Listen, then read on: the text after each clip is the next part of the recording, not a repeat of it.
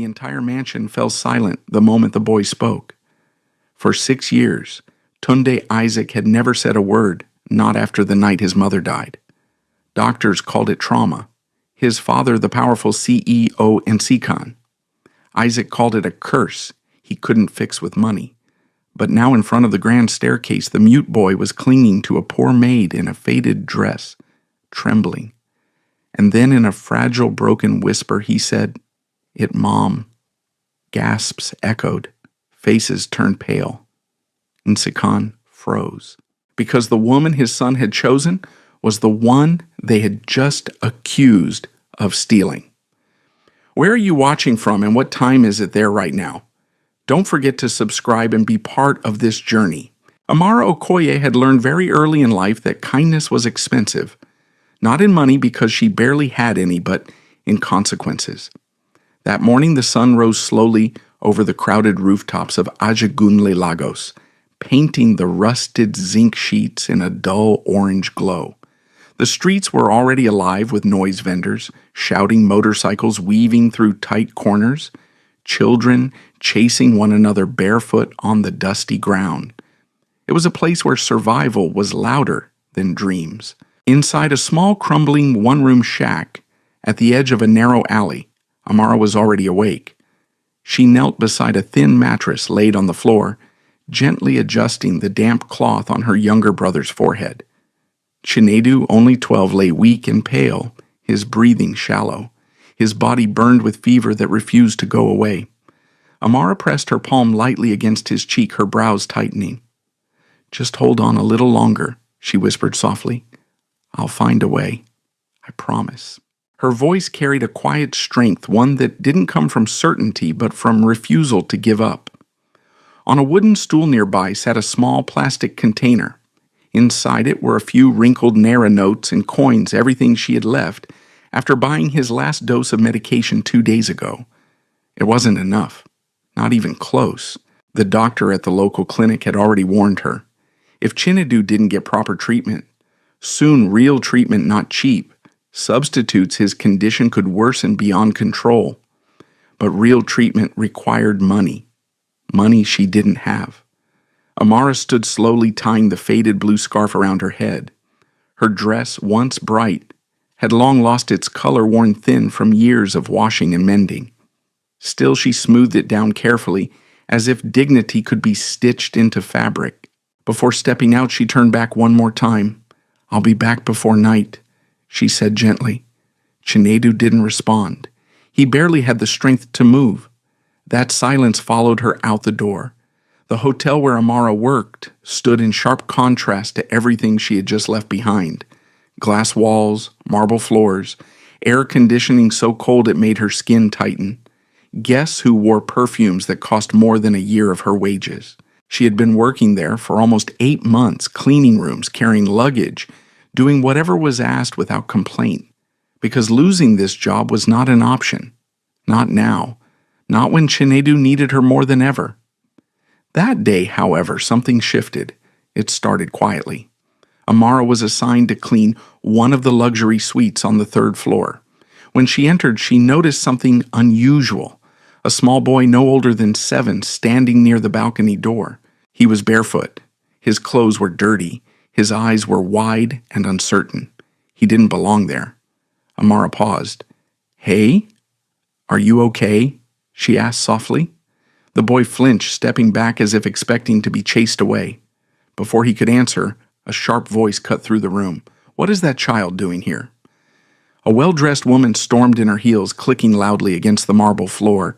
Gold bracelets clinked at her wrists as she pointed aggressively at the boy. "I told the staff to keep these street kids out. They steal, they smell, they ruin everything." The boy shrank, his small hands trembling. Amara felt something tighten inside her chest. "He looks scared," she said carefully. "Maybe he just wandered in." "I don't care," the woman snapped. "Get him out, now." The room fell into a heavy silence. Amara looked at the boy again. His eyes met hers, full of fear, but also something deeper. Hunger. Without thinking, Amara reached into her pocket and pulled out the small bread roll she had saved for her lunch. She crouched down slowly. "Take this," she said gently. The boy hesitated, then grabbed it quickly as if afraid it might disappear. He didn't even say thank you. He just ran. The woman scoffed. Disgusting. You people encourage them. That's why they keep coming back. Amara stood up slowly. He's just a child, she replied quietly. The woman's eyes narrowed. And you're just a maid. Don't forget your place. By afternoon, the manager had called Amara into his office. He didn't shout. He didn't need to. Miss Okoye, he said, adjusting his glasses, we received a complaint from a VIP guest. Amara stood still. You were seen giving food to an unauthorized individual inside the premises. He was hungry, she said simply. That's not your concern. Silence. You violated hotel policy. You created discomfort for a paying guest. Amara swallowed. I didn't steal. I didn't damage anything. I just helped. And that the manager interrupted is exactly the problem. He slid a paper across the desk. Termination. Effective immediately. For a moment, the world felt like it had stopped. Amara stared at the paper. Not because she didn't understand it, but because she understood it too well. Please, she said softly, I need this job. My brother is sick. I can't. I'm sorry, the manager replied, though his tone carried no real apology. We have standards to maintain. Standards. Amara nodded slowly, not in agreement, but in acceptance, because arguing would change nothing. That evening, the sky turned dark earlier than usual. Clouds gathered heavy and low, as if the city itself was holding its breath. Amara walked home with slow, measured steps, the termination letter folded tightly in her hand. Every sound felt distant, every thought too loud. How would she tell Chinedu? How would she buy his medicine? How much time did they have left? As she reached the alley, the first drops of rain began to fall. Soft at first, then harder. She didn't run. She didn't rush. She just kept walking. Because sometimes when life collapses quietly, there is nowhere to run to. When she pushed open the door, the room felt colder than before. Chinedu was still lying on the mattress, still breathing, but weaker. Amara knelt beside him, brushing wet strands of hair away from her face. I'm here, she whispered. Her voice trembled for the first time that day. She looked at the small plastic container again. Empty, completely empty. And yet, she forced a smile, because hope for her was not a feeling. It was a decision. I'll find another way, she said softly, even though she had no idea how. Outside, the rain fell harder. Inside, a quiet battle continued, unseen, unnoticed. But far from over, Nseek Isaac had built his life on control. Control over numbers, control over outcomes, control over people. In the towering glass headquarters of Isaac Holdings, his name alone carried weight. Decisions were made before he even spoke, and silence often meant approval or destruction. He was known across Lagos as a man who never hesitated, never doubted, and never lost. But inside his own home, there was one thing he could not control: his son. The Isaac mansion stood far from the chaos of Ajagunle, tucked behind high gates, lined with trimmed hedges and guarded by men who barely blinked. Inside, everything was polished marble floors that reflected light like water chandeliers, that shimmered above quiet hallways, and walls decorated with art that spoke of wealth, legacy, and power. Yet none of it could fill the silence. Tunde Isaac sat on the floor of his room, surrounded by toys he never played with. A wooden train lay dismantled beside him. A tablet rested untouched on the bed. Even the television mounted perfectly across from him played cartoons to an audience that did not react. He stared at nothing, not blankly but deeply, as if he was watching something no one else could see. His fingers moved slowly, tracing invisible patterns on the floor. Sometimes he would pause his small body, stiffening his breath, catching slightly like a memory had brushed against him. Then he would freeze and stay that way for minutes, for hours, until someone noticed. Mr. Isaac, the therapist, is here. The voice came from Mama Maid, the elderly housekeeper, who had served the Isaac family long before Tundi was born. Her presence carried warmth that the rest of the house lacked.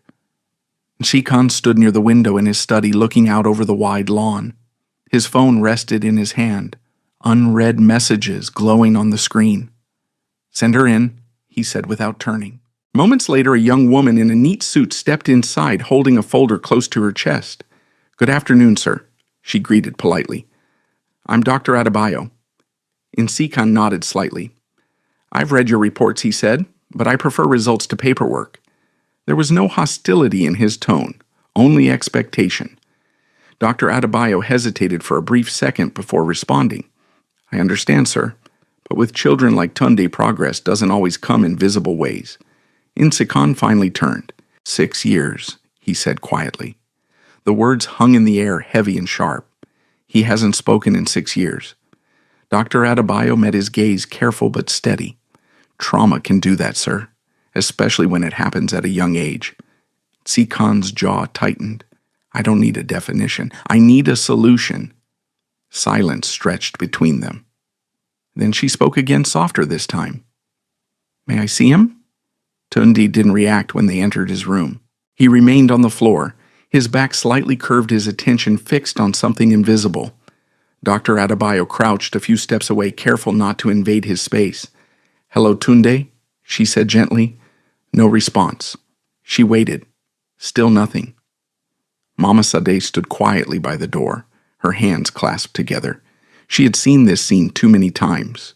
New therapists, new voices, new hopes, all fading into the same silence. Saiken watched from behind. His face showed no emotion, but his eyes betrayed something deeper. Fatigue, not from work, from helplessness. Dr. Adebayo reached into her bag and took out a small toy, a soft puppet shaped like a lion. She moved it slowly, making it walk across the floor toward Tundi. "Look," she said lightly. "He wants to say hello." The puppet paused near Tundi's knee. Tundi didn't look, didn't move, didn't blink. The puppet waved. Nothing. Minutes passed, then suddenly, a sound. Faint. Sharp. Tundi's breathing changed. His shoulders tensed. His fingers froze mid-motion. Dr. Adebayo immediately noticed. "What is it?" she whispered. But she already sensed the shift. Something had triggered him. From the hallway, voices. 2 staff members arguing in hushed but tense tones. "You were supposed to handle it." I said I didn't know. The words were unclear, but the tension was not. Tunde's body reacted instantly. His hands shot up to his ears. His breathing became rapid, uneven. His eyes widened, not in confusion, but in recognition. Fear. Deep-rooted fear. "No, no," Mama Maid murmured, stepping forward. But it was already happening. Tunde curled inward, his small body trembling violently. A sound escaped him, not a word, not a cry, something in between, a broken, trapped noise. Dr. Adebayo quickly moved closer. "It's okay, Tunde. You're safe," she said, her voice calm but urgent. He didn't hear her. He wasn't there anymore. He was somewhere else, somewhere in the past. The sound of glass shattering, a woman's voice, sharp, desperate. "No, you can't do this." A man shouting, footsteps, a door slamming. Tunde's memory was not clear. It never was, but it always came in fragments. Sounds, shadows, fear. "Make it stop," Mama Sadie shouted toward the hallway. "Quiet." The arguing voices disappeared immediately, but the damage was done. Tunde rocked back and forth, his breath coming in short bursts, his face pale. And Sikan stepped forward. For a moment, his usual control slipped.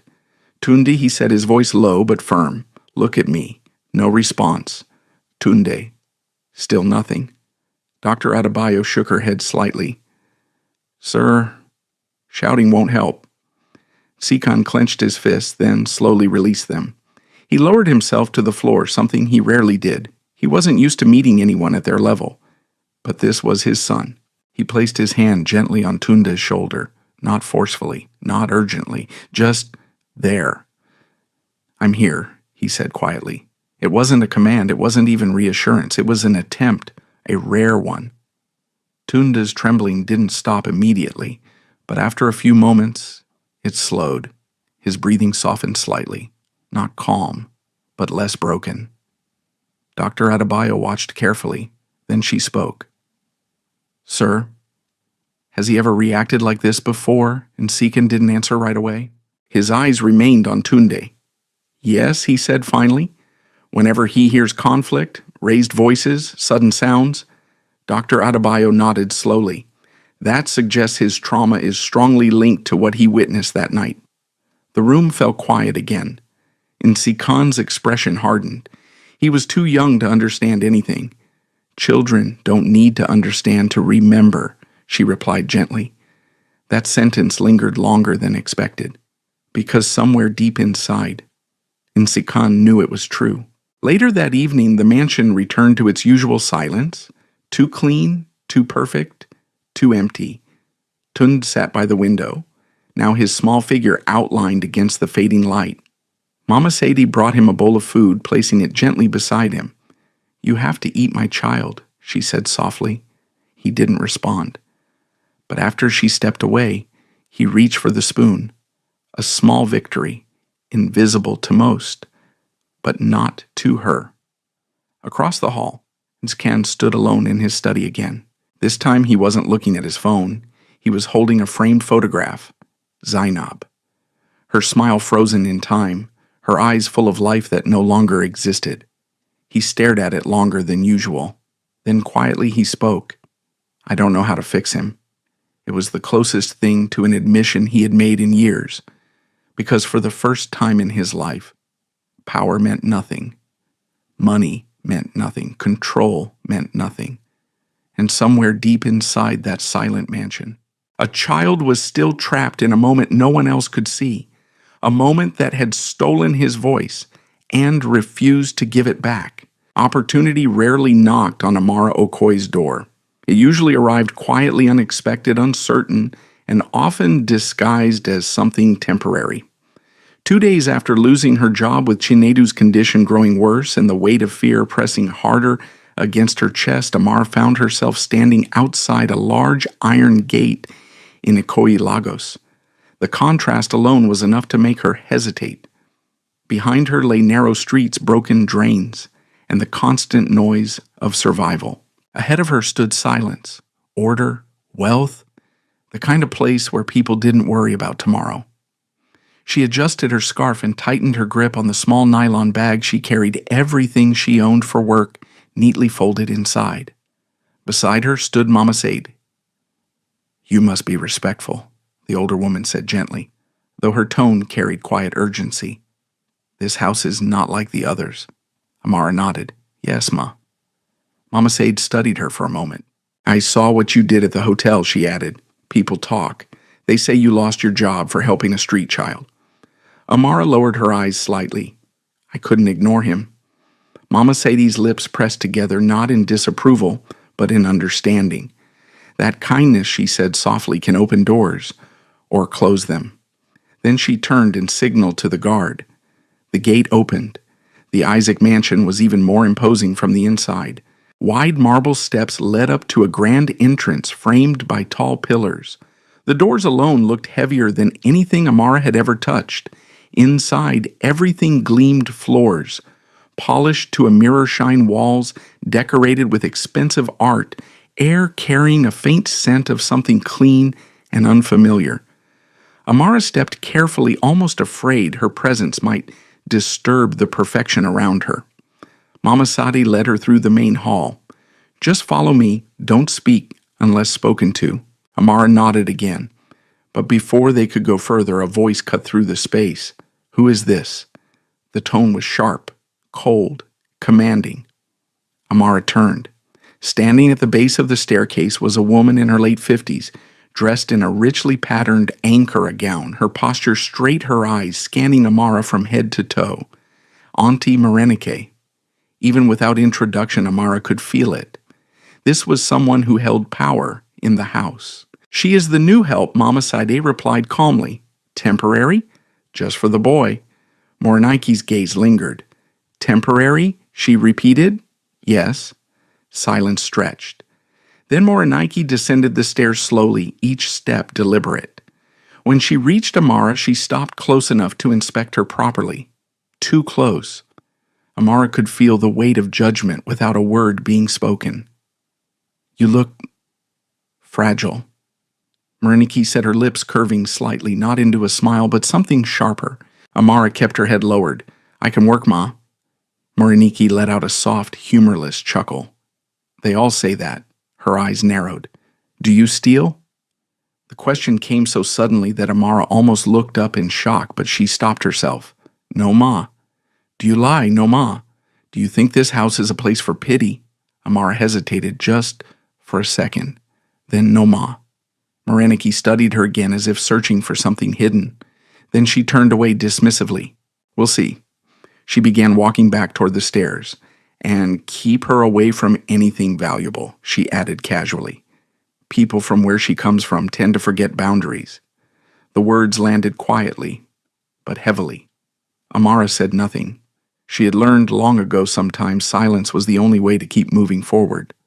Mama Sadie led her upstairs. "Don't mind her," she whispered once they were out of earshot. "She has her reasons for mistrusting people." Amara didn't ask what those reasons were. It didn't matter. What mattered was why she was here.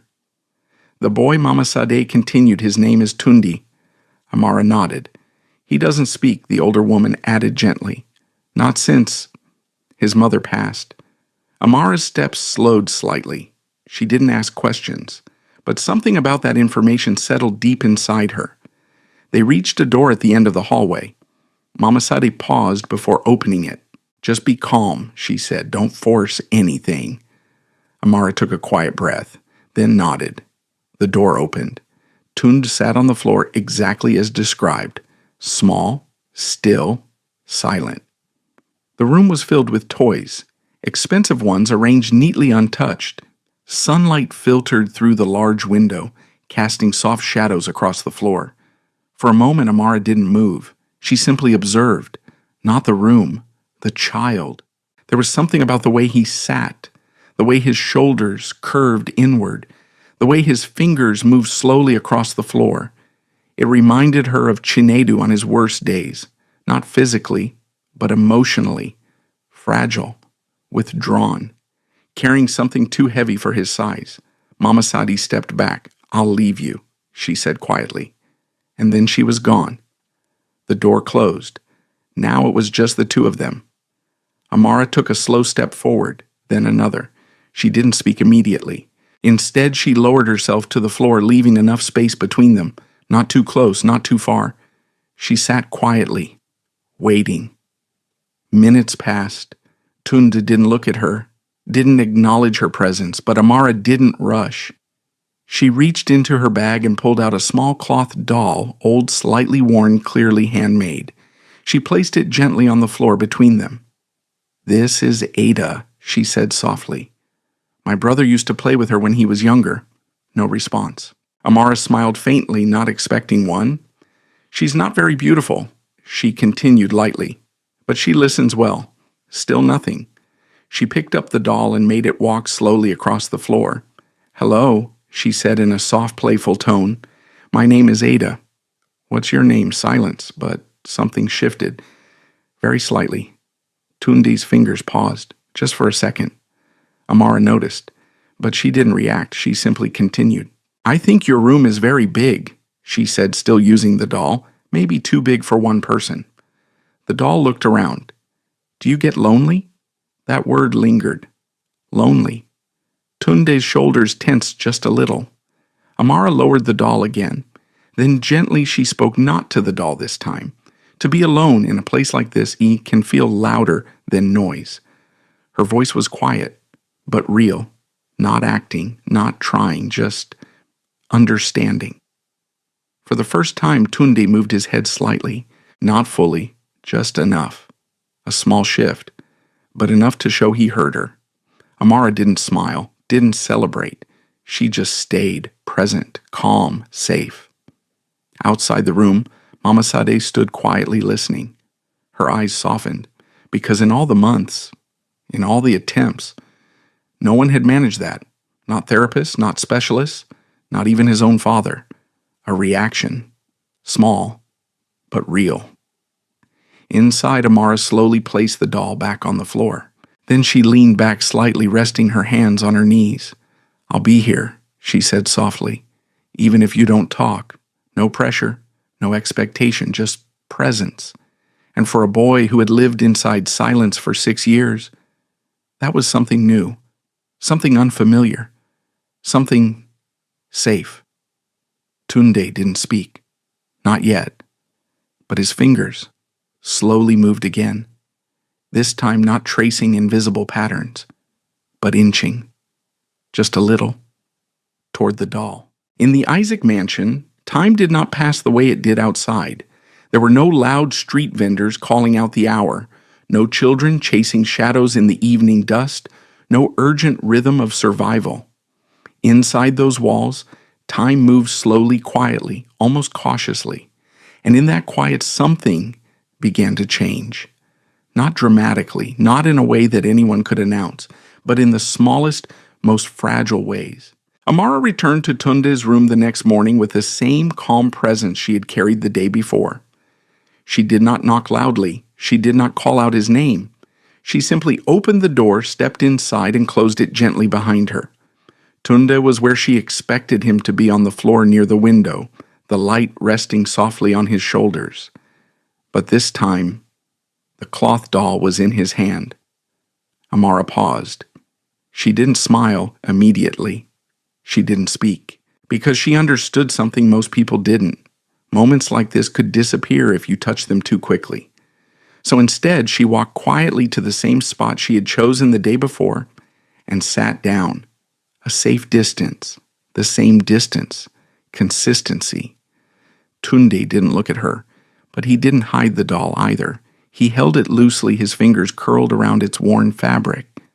That alone was enough. "Good morning," Ada Amara said softly, directing her voice toward the doll.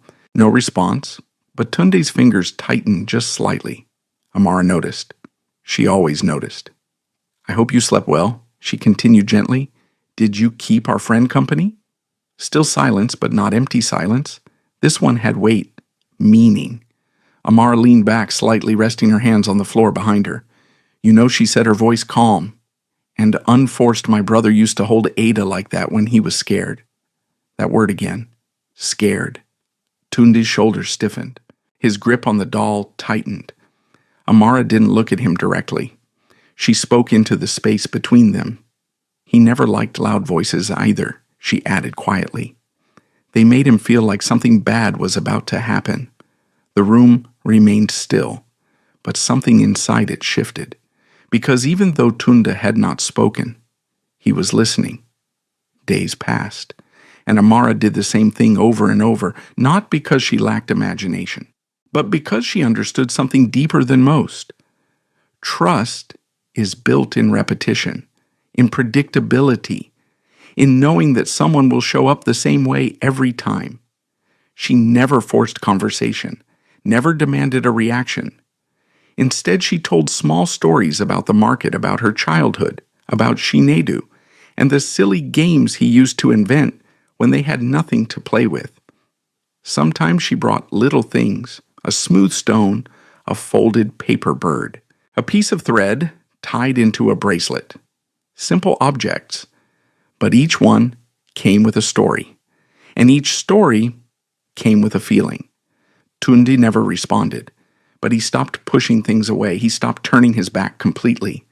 And sometimes, when Amara thought he wasn't looking, his eyes would follow her hands. One afternoon, as the sun poured brightly into the room, Amara sat cross-legged on the floor, carefully folding a piece of old paper. Tunde watched, not directly, but enough. "This is a bird," she said softly. "It doesn't fly very far, but it tries." She placed the paper bird on the floor between them. It sat there, still, ordinary. Then she gently blew on it. It slid forward slightly. Tunde's eyes followed the movement, just for a second. Amara smiled faintly, but kept her gaze lowered. "You can try," she said, her voice barely above a whisper. There was no pressure in her tone, no expectation, just invitation. The room held its breath. Seconds passed. Then slowly, carefully, Tunde leaned forward. His movement was hesitant, almost unsure of itself. His hand reached out, paused, then touched the paper bird. His fingers lingered, exploring, feeling. Amara didn't move, didn't speak. She simply watched from the corner of her eye. Tunde picked up the bird, turned it slightly, then placed it back down. Not where it was before, closer, closer to her. It was a small action, almost invisible, but it meant something. He had not rejected it. He had not withdrawn. He had participated. Amara exhaled slowly, a quiet release of something she hadn't realized she was holding. That evening, something even more unexpected happened. Mama Sadi had just finished preparing Tunde's dinner and placed the tray on the small table near his bed. "Eat a little, my child," she said gently before stepping out. Tunde sat on the floor as usual, staring ahead. The food remained untouched, as it often did. Amara entered a few moments later. She glanced at the tray, then at Tunde. She didn't tell him to eat, didn't insist. Instead, she walked over, sat beside the tray, and picked up the spoon. "You know," she said softly, "when Chinedu doesn't feel like eating, I pretend the food is talking to him."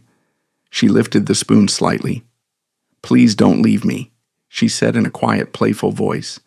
"I traveled a long way to be here." Silence, but not resistance. Amara scooped a small portion and held it up. "At least try me," she continued gently. Tunde didn't react immediately, but after a few seconds, he shifted, slowly. His eyes moved not to her face, but to the spoon. Then almost mechanically, he reached out. His fingers wrapped around the spoon. Amar let go without hesitation. He held it there, still. Then, slowly, he brought it to his mouth. A single bite. That was all. But it was more than before. Mama Sade, watching quietly from the doorway, covered her mouth with her hand.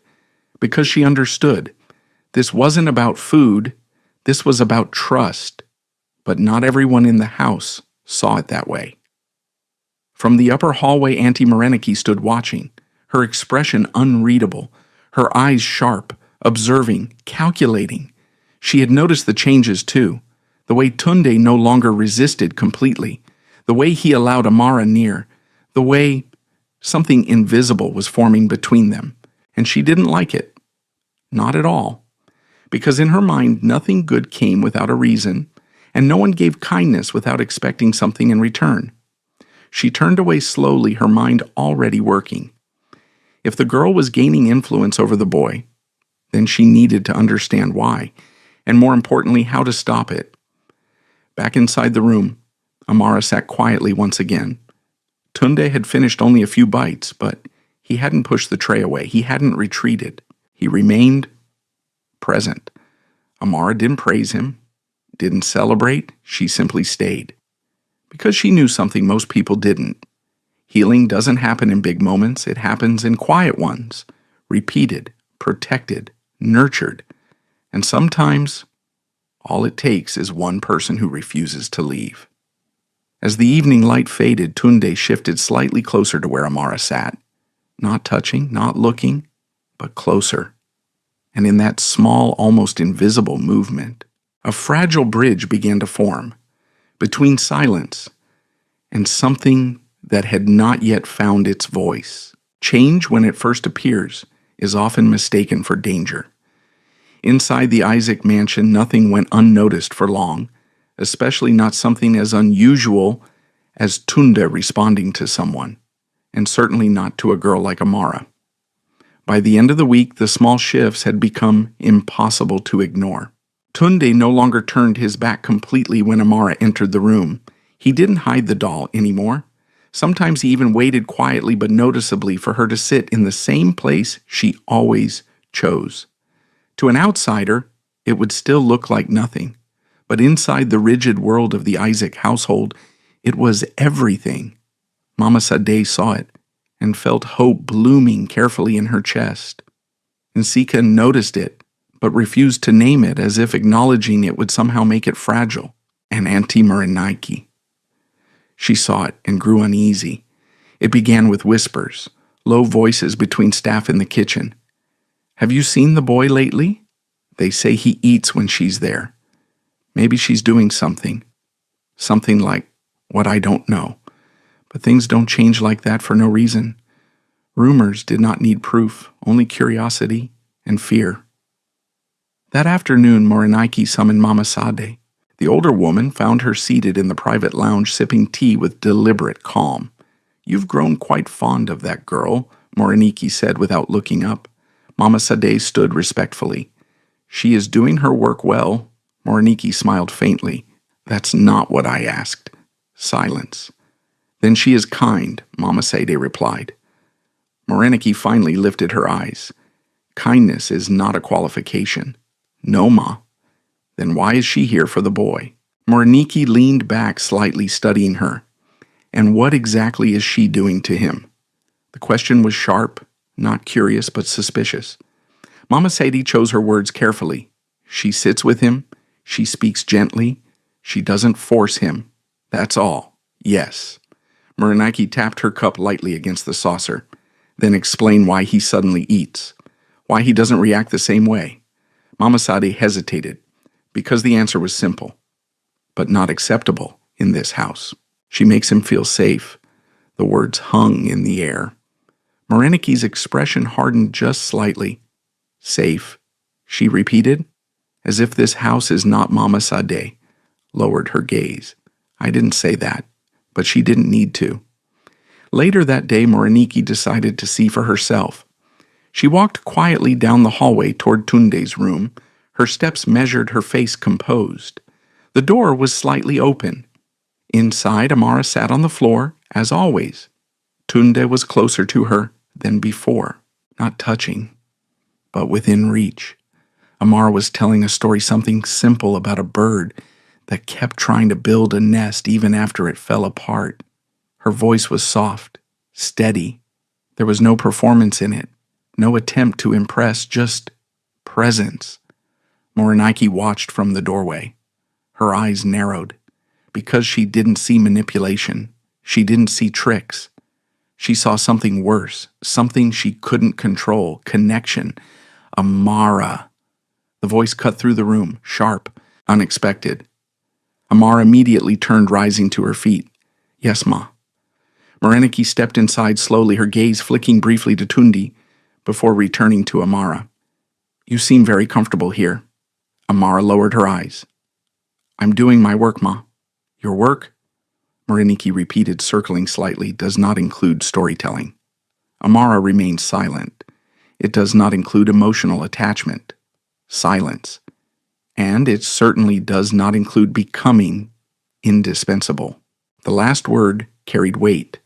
Amara felt it, but she didn't respond, because she understood something else too. Sometimes silence protected more than words. Morenike stopped in front of her. "You will remember your position," she said quietly. "You are here temporarily. Nothing more." "Yes, Ma." "Good." She turned to leave, but before she could step out, a sound, soft, broken, but unmistakable. A whimper. Morenike paused. Slowly she turned back. Tunde's body had stiffened. His hands were clenched tightly at his sides. His breathing had changed, not into full panic, but close, very close. His eyes were fixed not on Morenike's face, but on the tension in the room, the tone, the sharpness, the memory. Amara noticed instantly. She moved without hesitation, but gently, carefully. She didn't step between them, didn't challenge.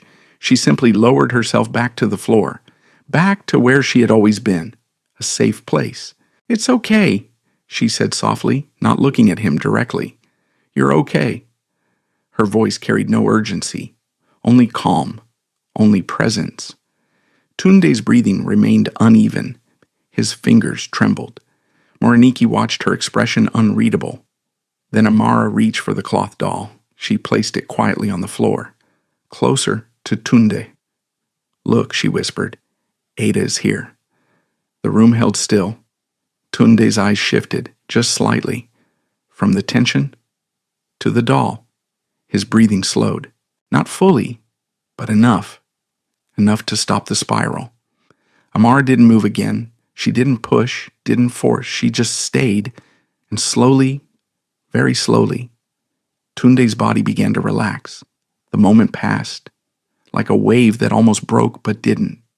Moronike turned away without another word, but her silence this time was different, heavier, because she had seen it, not imagined, not assumed. She had seen the boy respond, not to authority, not to discipline, but to her. And that unsettled her more than anything. That night, the tension in the house grew thicker. Staff moved more carefully, voices stayed lower, eyes watched more closely, because something had shifted, and no one knew where it would lead. In his study, Nsikan sat alone once again, but this time he wasn't holding a photograph. He was reviewing reports, medical notes, therapy summaries, 6 years of attempts, 6 years of failure, and now something new, unexplained. He closed the file slowly. His mind replayed what Mama Seyde had said. She makes him feel safe. Safe. The word echoed because it carried a question he wasn't ready to answer. If his son only felt safe with a stranger, then what did that say about him meanwhile? In the small room at the far end of the staff quarters, Amara sat on the edge of her bed, her phone pressed tightly to her ear. "Please, I understand," she said softly. "But can you give me more time? I will pay." Her voice was steady, but her fingers trembled. On the other end, the clinic receptionist sighed. "We can't keep holding the slot, Miss Okoye. The surgery deposit must be made." Amara closed her eyes briefly. "How long? A few days. After that, we give it to someone else." The line went quiet, then clicked, disconnected. Amara lowered the phone slowly. The room felt smaller, heavier, the weight of two worlds pressing against her at once.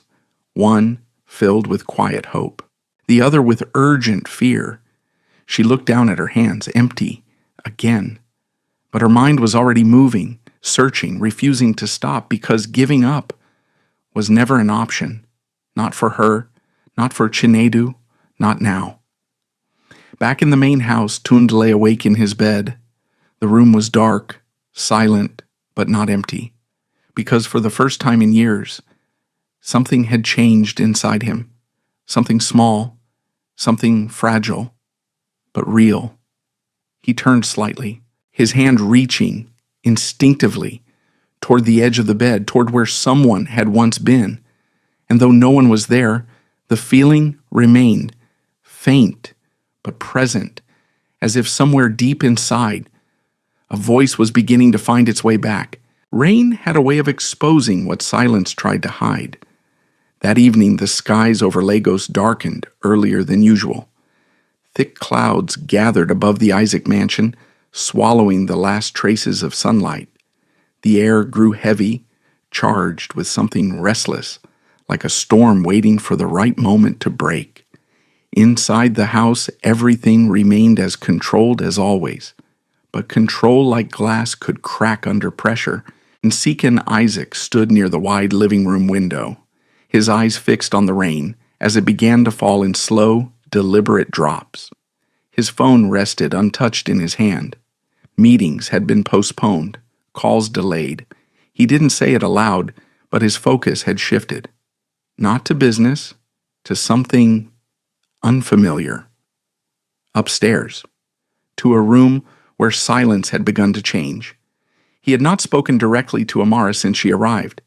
He had not asked questions, had not interfered, but he had watched, carefully, because patterns mattered to him, and Amara's presence had disrupted one. Tunde was eating more, sleeping better, reacting less violently. Small improvements, yes, but in a life where nothing had changed for 6 years, small was not small. Still, Nsikan resisted drawing conclusions, because hope in his experience was dangerous. Upstairs, Amara sat cross-legged on the floor, her back against the bed. Tunde sat across from her, closer than he had ever been.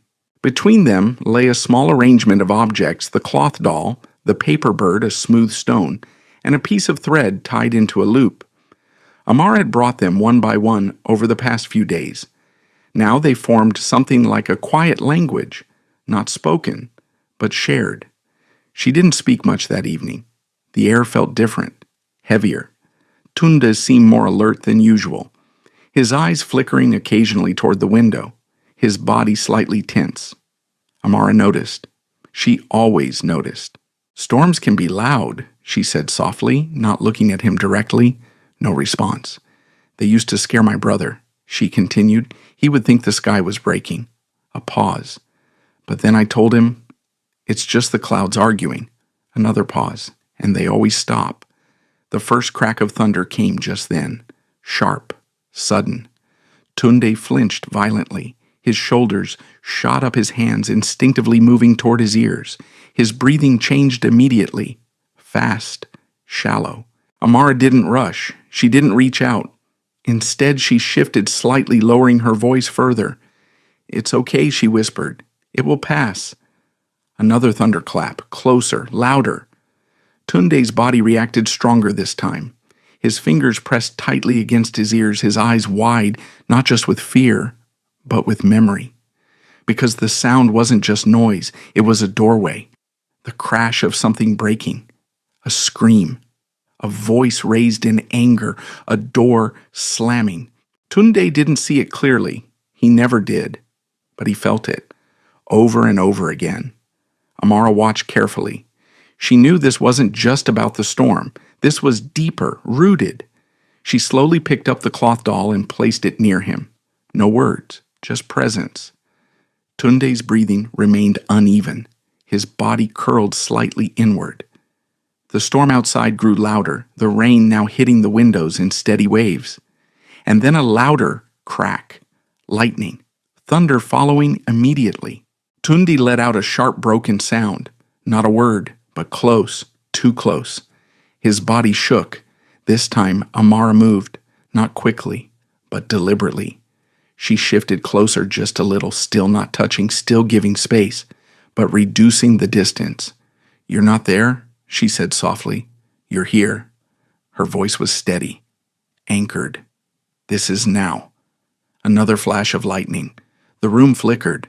Tunde's breathing spiked again. His hands trembled, and without thinking, without planning, he reached out. His fingers caught the edge of Amara's dress, lightly, barely there, but real. Amara froze for a fraction of a second, not out of fear, but out of awareness, because this moment mattered. She didn't react suddenly, didn't pull away. She simply stayed, allowing the contact, accepting it, without making it bigger than it was. "It's okay," she whispered again. Tunde's grip tightened slightly, not strong, but intentional. His breathing began to slow, not fully, but enough. The storm outside continued, but inside, something shifted. From the hallway, Nsikan stood still. He had come up quietly when the storm began, not to intervene, just to check. But now through the slightly open door he saw something he hadn't seen in years. His son, reaching for someone. Not in panic, not in desperation, but in trust. Nsikan's chest tightened, not with pain, but with something unfamiliar, something uncomfortable, because this was something he had not been able to give, no matter how much he tried, no matter how much he provided. And yet, this girl, this stranger from a world he barely understood, had done it without force, without authority, without demand, just by being there. He didn't step inside, didn't interrupt, he simply watched, because for the first time, he wasn't in control of the outcome, and strangely, that felt necessary. Back inside the room, the storm slowly began to fade. The thunder grew distant. The rain softened. Tunde's grip on Amara's dress loosened. But he didn't pull away completely. He remained close, his breathing steadying, his body no longer rigid. Amara didn't move, didn't speak. She simply allowed the silence to settle. Not the empty silence of before, but a different kind, one that held something within it. After a long while, Tunde shifted, slowly, carefully. His hand moved away from her dress, but instead of retreating completely, he placed his hand on the floor, closer to her than ever before, almost touching.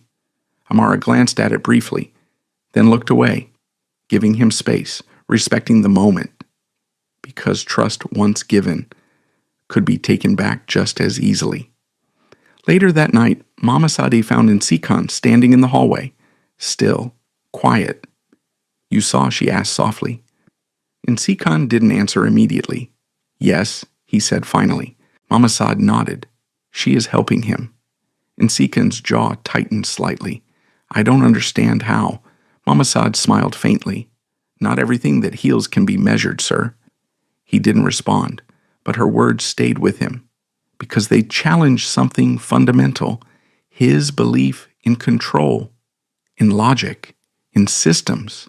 And for the first time in a long time, Chikan Isaac found himself facing something he couldn't calculate. Downstairs, Auntie Mareniki stood near the staircase, her eyes fixed upward.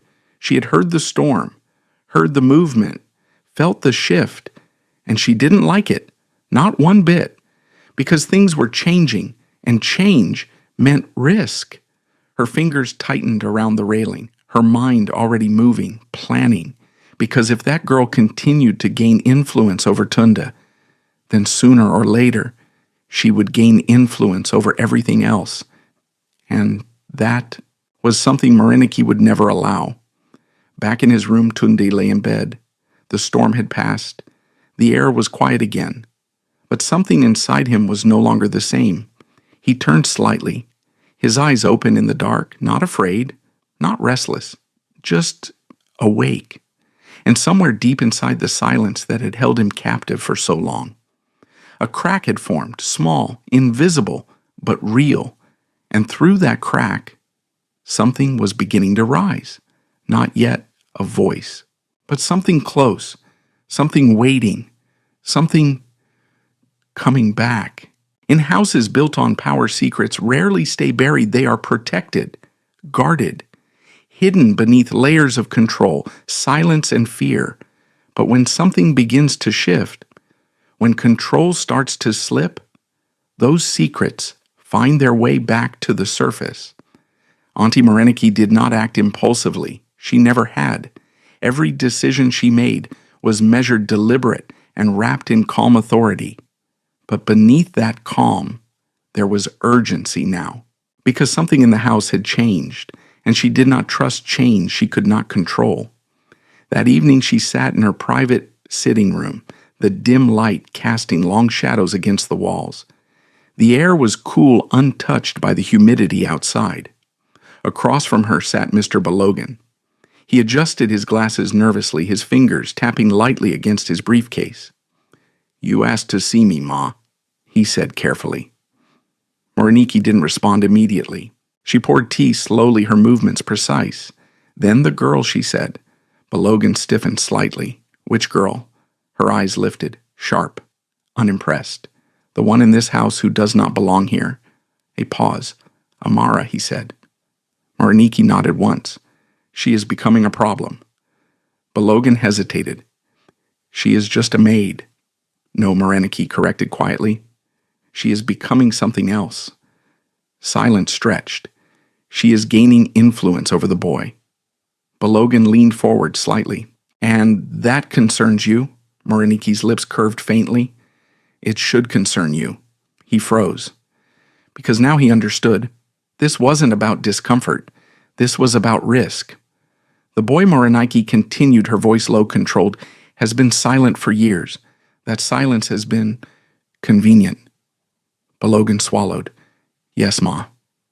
"If he begins to speak," she paused, letting the implication settle, "there are things he may remember." The room felt colder, because they both knew what she meant.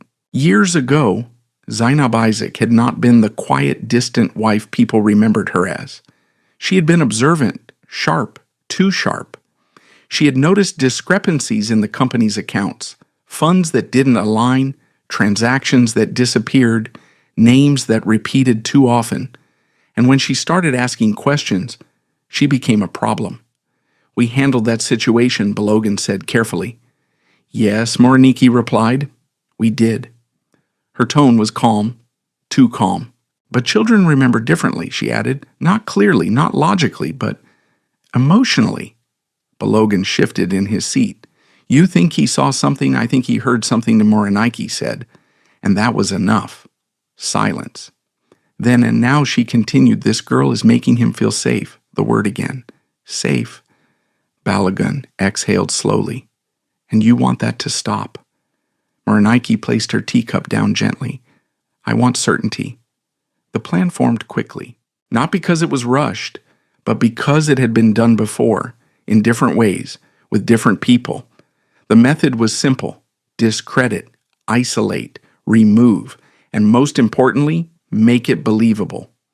The next morning began like any other, quiet, controlled, routine. Amara entered Tunde's room with her usual calm presence, her small bag in hand. Tunde was already awake, sitting, waiting. He didn't look at her directly, but he didn't need to. His body had already learned her rhythm. Amara sat down in her usual place. You're early today, she said softly. No response, but his fingers moved slightly toward the objects between them. The cloth doll, the paper bird, the thread loop. Amara smiled faintly, a quiet acknowledgement. Then she reached into her bag and pulled out something new. A small necklace, simple, not expensive, but meaningful. This belonged to my mother, she said gently. I used to wear it when I was scared. She placed it on the floor, between them. I thought maybe it could stay here for a while. Tunde's eyes flickered toward it, brief, curious, then still again. Amara didn't push, she never did, but outside the room, someone was watching. One of the junior staff members stood quietly at the corner of the hallway, waiting, observing, not for curiosity, but for instruction. And when the moment came, he moved. Later that afternoon, the house shifted, subtly at first, a whisper here, a glance there, then a voice, loud, sharp, breaking the calm. Who touched this? It was Moriniki.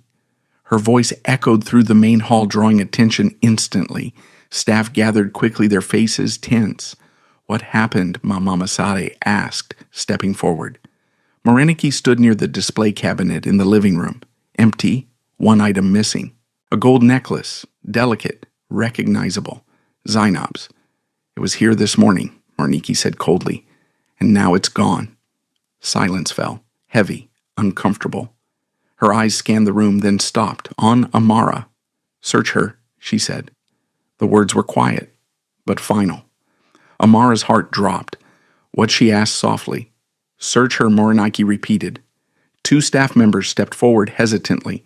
Mama Sadie moved quickly. Ma, please do it. No room for argument. No space for defense. Amara stood still, her mind racing, her hands cold. I didn't take anything she said, her voice steady but her chest tightening. No one responded, because in that moment, truth didn't matter, procedure did.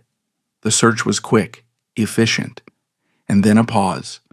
One of the staff members froze, his hand inside Amara's bag.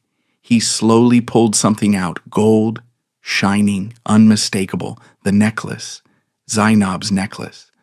The room went completely silent. Amara stared at it, her mind refusing to process what her eyes were seeing. No, she whispered. That's not how convenient, Moriniki said calmly. Amara shook her head. I didn't. I swear I didn't. You expect us to believe that Moriniki interrupted. Her tone wasn't loud. It didn't need to be. The evidence was already in the air, visible, undeniable. I didn't take it, Amara repeated, her voice breaking slightly now. Someone put it there.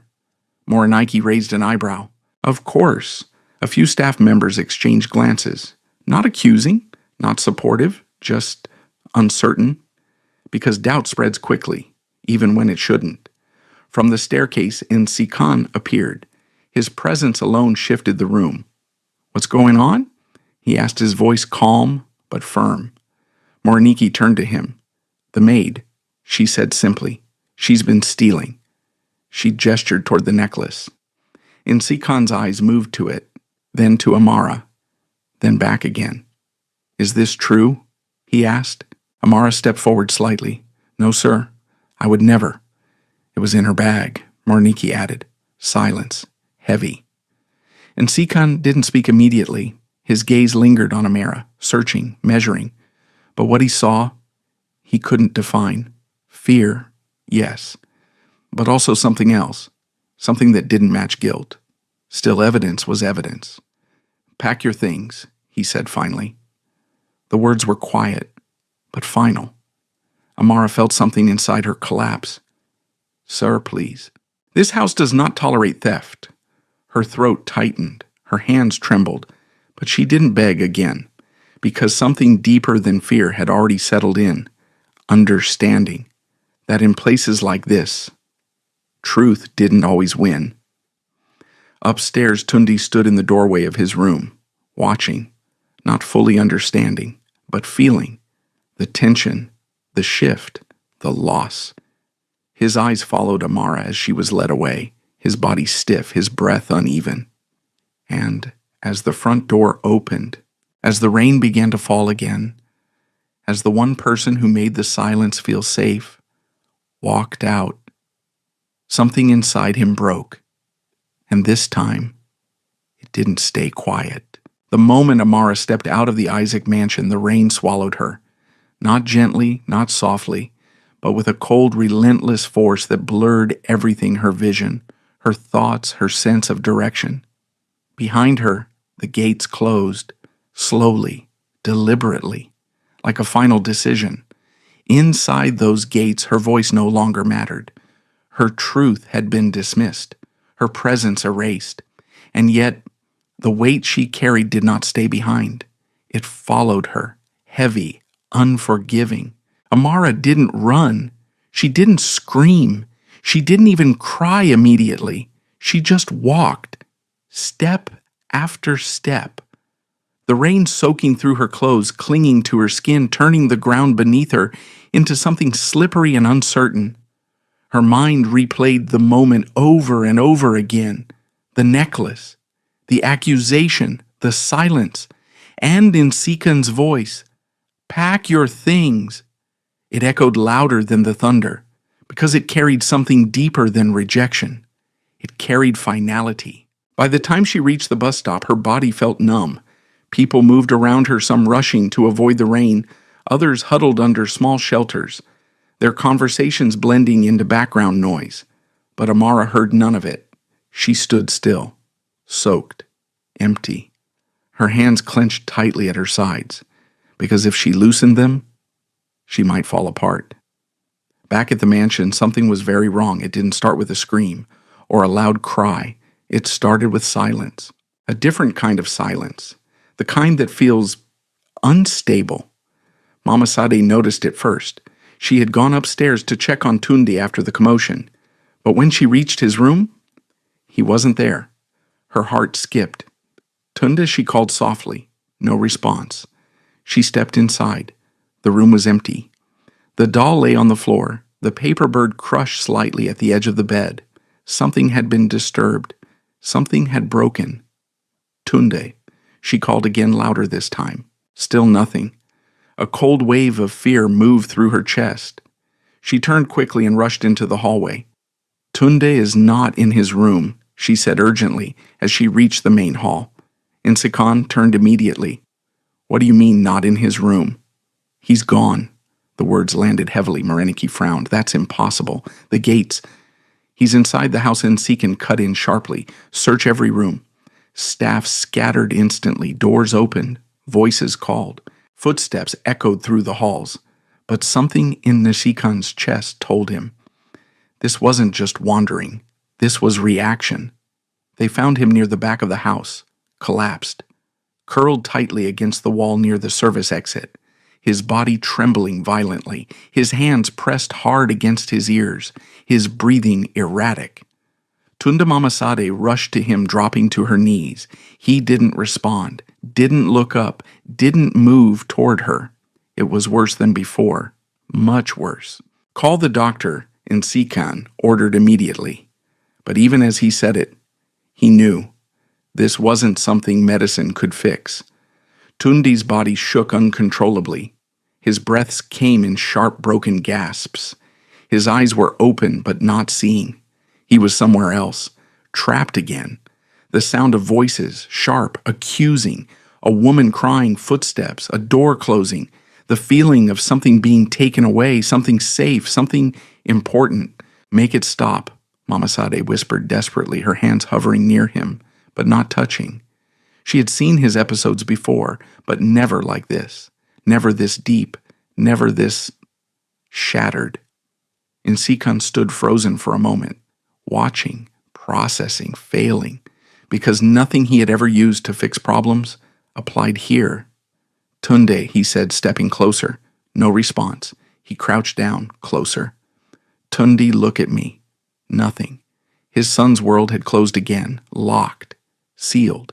The doctor arrived quickly, checked his pulse, his breathing, his reactions. He's in acute distress, the doctor said. We need to take him to the hospital. No Ensikan replied immediately. The word came too fast, too firm. The doctor looked at him. Sir. Non Sikan repeated, his voice lower now. Hospitals don't help him. They never have. The doctor hesitated, because he didn't have a better answer. Mama Sade looked up slowly, her eyes filled with something deeper than fear, understanding. He's not reacting to the accusation, she said softly. Insikan turned to her. He's reacting to her leaving. The words settled into the room, heavy, unavoidable. Insikan's chest tightened. No, he said quietly. But the denial didn't hold, because he had seen it, the connection, the change, the way Tunda reached for her, and now the way he was breaking without her. Bring her back, Mama Sadie said. Insikan didn't respond. Sir, she continued, her voice steady but urgent. If you want him to come out of this, you need to bring her back. Moreniki stepped forward. That is not necessary, she said sharply. We will handle this properly. This is not about handling, Mama Sadie interrupted. The room fell silent, because she had never spoken like that before. Not to Moreniki, not to anyone. This is about the boy, she said firmly. And right now, the only thing he is reaching for is gone. Insikan's mind raced. Logic, evidence, control, all clashing with something else, something he didn't trust. Instinct. Find her, he said suddenly. The decision landed like a shift in gravity. Morniki's eyes narrowed. You can't be serious. Insikan stood up slowly, his expression hardening. For once, he said quietly, this is not about what we can or cannot do. He turned toward the staff. Send drivers, check the main roads, bus stops, anywhere near here. His voice carried authority now, unquestioned, unchallenged. Find her. Outside, the rain had slowed, but the world still felt heavy. Amara sat under a small broken shelter near the roadside, her clothes damp, her body still, her mind elsewhere. She hadn't gone home yet. She couldn't. Not like this, not with empty hands, not with no answers. Her phone rested in her lap, silent, until it vibrated. She looked down slowly. An unknown number. She hesitated, then answered. Hello, a pause. Then Miss Okoye, this is Mama Sade. Amara's breath caught. I'm so sorry, Mama Sadie said quickly, but you need to come back. Amara closed her eyes. I can't, she whispered. They made their decision. This is not about them, Mama Sadie said. It's about Tunde. Silence. Then what happened? Mama Sadie's voice softened. He collapsed. He's not responding. And he won't come back. Amara's chest tightened. He needs you. The words hit differently this time, not as an invitation, but as a responsibility. Amara looked down at her hands, still empty, still shaking, but now holding something else, a choice. Back at the mansion, Tundi's body had not calmed. If anything, it had worsened, his breathing more uneven, his movements more erratic. Nsikan stood nearby, his jaw tight, his eyes fixed on his son, waiting for something, anything, because for the first time in years, he was completely out of answers. And somewhere on a quiet road, under a fading storm, A girl who had lost everything that day was about to decide whether she would come back. Hospitals had never helped Tunde Isaac. They had bright lights, controlled temperatures, precise instruments, and yet none of it could reach the place where his silence lived. Over the years, Nsikan had taken his son to specialists across Lagos, even abroad. Neurologists, child psychologists, trauma experts. Each one offered explanations. None offered answers. So when the doctor suggested taking Tunde to the hospital again, Nsikan refused not out of pride, but out of experience. Still, watching his son now curled against the floor, trembling, as if his body could no longer hold itself together, something inside him began to crack. Because this time, it was worse. Far worse. Tunde had not calmed, not even slightly. Minutes stretched into something heavier, something suffocating. His small body shook in uneven waves, his breath coming in sharp, broken gasps. His fingers pressed so tightly against his ears that his knuckles turned pale. And yet, it wasn't the noise he was trying to block anymore. It was the absence of something that had become safe. "Sir, we can sedate him," the doctor said cautiously, kneeling nearby. Nsikan didn't respond immediately. Sedation. A temporary solution. A way to silence the body. But not the cause. He had done it before. And every time Tunde woke up the same. Silent, distant, unreachable. "No, Nsikan," said finally. The doctor hesitated. "Sir, his condition." No, Nsikan repeated more firmly this time. Because deep down, he knew. This was not something medicine could fix. This was something emotional, something broken that had just begun to heal and had now been torn open again. Mama Sadie stood nearby, her hands clasped tightly together. "She will come," she whispered softly. Nsikan turned slightly. "You're certain?" Her eyes met his. "No," she said honestly, "but I believe she will." Belief, another thing Nsikan wasn't used to relying on, but right now, it was all he had. Upstairs, Auntie Mariniki stood alone in the hallway, listening, not with concern, but with calculation. She had not expected this. The reaction, the intensity, the way the boy had broken so completely. Her plan had been simple: remove the girl, restore order, maintain control, but now the house was anything but controlled. Her jaw tightened, because chaos was dangerous, not just for the boy, but for everything else. If this continued, if Nsikan started questioning things, if attention shifted to the past, then no, she wouldn't allow it. Back downstairs, time moved slowly, heavy, uncertain. Tunde's condition had not improved. If anything, his breathing had grown more erratic, his body weaker from the strain. Nsikan knelt beside him again. This time he didn't speak immediately. He simply watched, studied, trying to understand something he had avoided for years, what his son needed, not as a problem, but as a person. "Tund," he said quietly. No response. His voice softened. "I know you can hear me." Still nothing. But Nsikan didn't stop. "I don't know what you're feeling," he admitted. The words felt unfamiliar in his mouth, uncomfortable but necessary. "I don't know how to fix it." His hand hovered slightly above Tunde's shoulder, not touching, not forcing, just there. "But I'm trying." Silence. Then something small, almost invisible.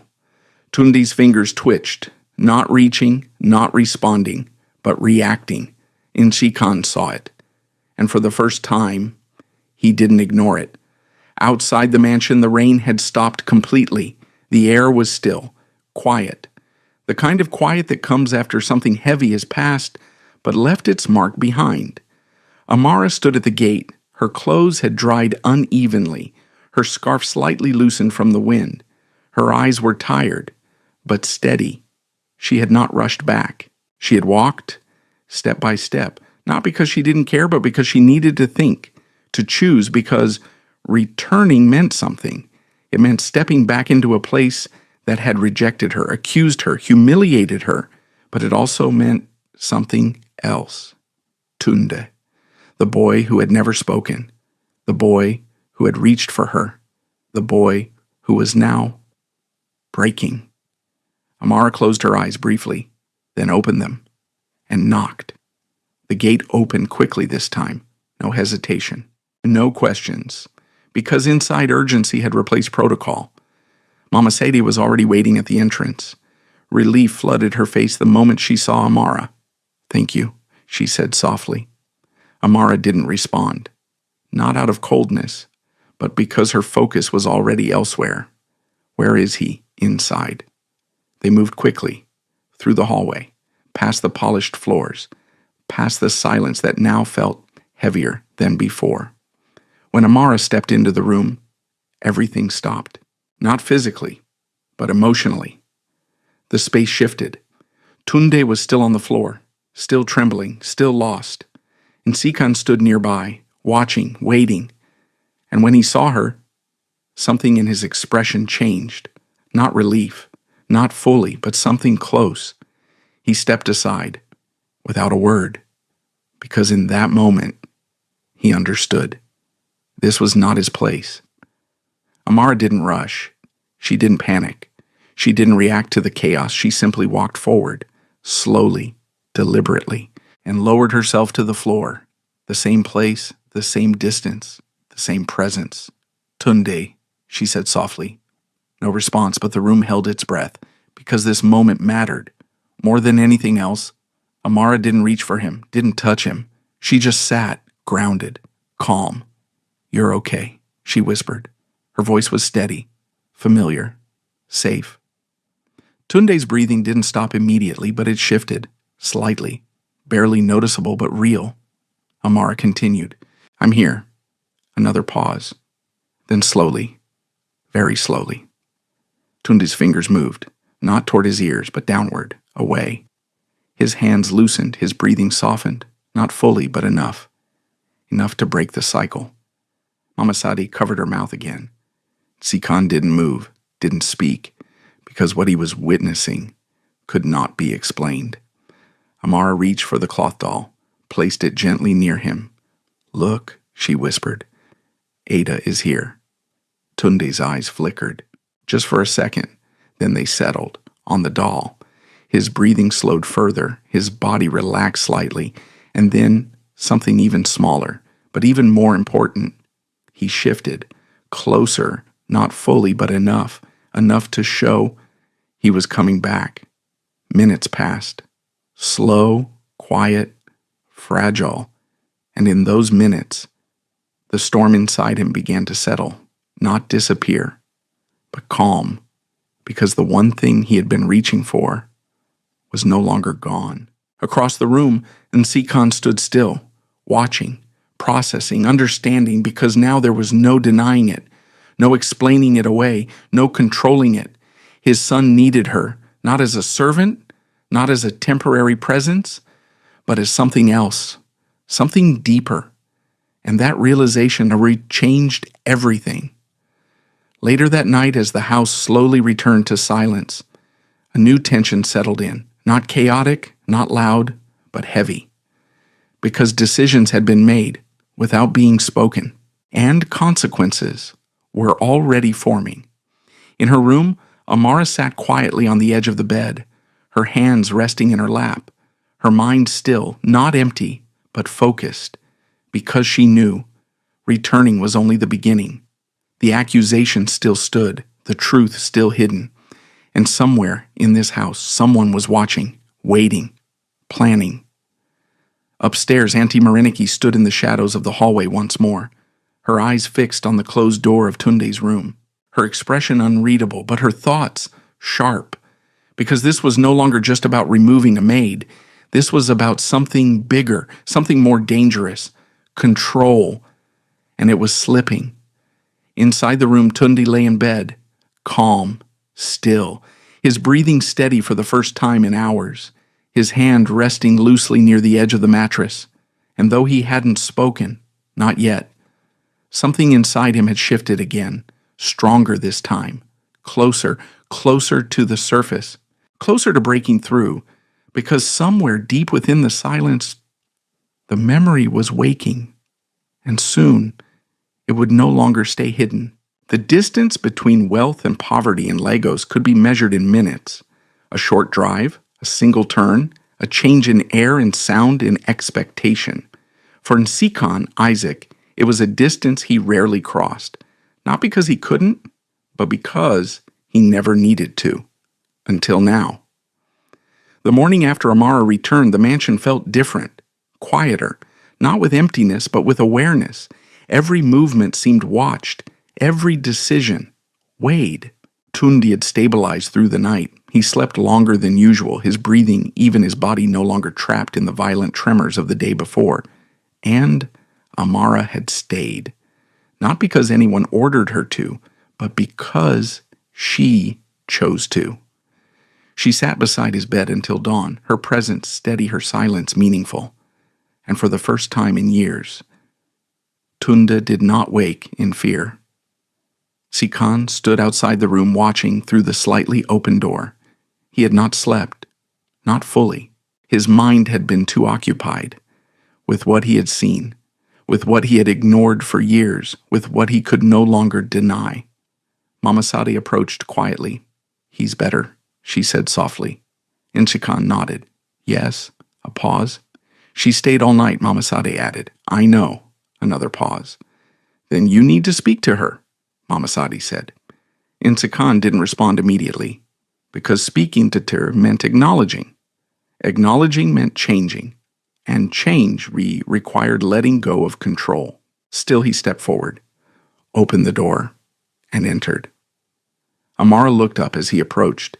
She didn't stand immediately. She didn't rush. She simply met his gaze, respectfully, but without fear. Nsikan stopped a few steps away. For a moment, neither of them spoke, because this was not a simple conversation. It carried weight, consequences, unspoken truths. "You came back," Nsikan said finally. His voice was calm, but not cold. Amara nodded slightly. "He needed me." The answer was simple, but it carried something deeper, Nsikan noticed. "You understand the situation you're in," he said. Amara held his gaze. "I understand what I did not do." Silence, not tense but firm. Nsikan studied her, not as a suspect, not as a servant, but as something else, something he was still trying to define. "Stay," he said. The word was quiet, but decisive. Amara blinked slightly. "Sir, this is not about the accusation," he continued. "Not right now." A pause. "This is about him."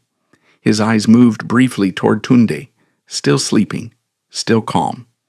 Amara followed his gaze, then nodded. "I will stay. Not for the house, not for the job, but for the boy." Later that day, Nsikan did something he had not done in years. He left the mansion with intention. The car moved through the city, leaving behind the clean roads and controlled environments of Ikoyi, entering areas Nsikan had only seen from a distance. Traffic thickened. Noise increased. The air changed, less filtered, more real. He sat in the back seat silent, his eyes scanning everything, because this time he was not passing through. He was looking, searching, understanding. Ajagunal did not welcome him, not with hostility, but with indifference, because men like Nsikan did not belong there, and people there had learned not to expect anything from men like him. The car stopped at the entrance of a narrow street. The driver hesitated. "Sir, this is as far as we can go." Nsikan nodded. "I'll walk." The driver looked surprised, but said nothing. The street was uneven, crowded, alive. Children ran past him laughing barefoot. Women balanced goods on their heads. Men sat on wooden benches, watching, talking, surviving. Nsikan walked carefully, his polished shoes out of place against the dusty ground. But he didn't turn back, because this mattered. More than comfort, more than image. He found the place easily, not because it stood out, but because it didn't. A small shack, worn, fragile, but lived in. He paused at the entrance, then knocked. The door opened slowly. A young boy stood there, thin, pale, eyes tired beyond his age, Shinedu? Yes, he asked weakly. Insakan looked at him, took in the details, the signs, the struggle. Is Amara here? He asked. Shinedu shook his head. She went to work. Work. The word carried weight, even here. And Sikan nodded slowly. Can I come in? Shinedu hesitated, then stepped aside. Inside the space was small, simple, everything visible, nothing hidden. A mattress on the floor, a small table, a plastic container, empty. And Sikan noticed everything, because now it meant something. You're her brother, Sikan said. Chinedu nodded. Are you sick? A simple question, but direct. Chinedu hesitated. Then, yes? And Sikan crouched slightly, bringing himself closer to the boy's level. When was the last time you saw a doctor? Chinedu looked down. I don't remember. Silence. Then she said she would find a way. He added quietly. Insakan felt something tighten in his chest because he believed that, not as a statement, but as truth. Outside voices called. Children laughed. Life continued. But inside that small room, something shifted. Because for the first time, Insakan Isaac saw the full picture. Not just Amara, not just Tunde, but the connection between them, the shared understanding of struggle, of fear, of responsibility.